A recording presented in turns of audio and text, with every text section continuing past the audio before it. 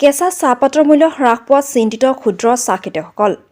পানীৰ দৰত বিক্ৰী হৈছে ক্ষুদ্ৰ চাহ খেতিয়কে উৎপাদন কৰা কেঁচা সুখ্যাত কেঁচা চাহপাত। শাৰদীয় দুৰ্গা পূজাৰ প্ৰাক্ষণত কেঁচা চাহপাতৰ মূল্য হ্ৰাস পোৱাত চিন্তিত হৈ পৰিছে ক্ষুদ্ৰ চাহ খেতিয়কসকল। পুঁজিপতি বণিক গোষ্ঠীৰ অধীনত থকা চাহ উদ্যোগত কেঁচা চাহপাতৰ উচিত মূল্য নিৰ্ধাৰণ নকৰাত প্ৰতিদিনাই লোকচানৰ সন্মুখীন হৈ আহিছে ক্ষুদ্ৰ চাহ খেতিয়কসকল।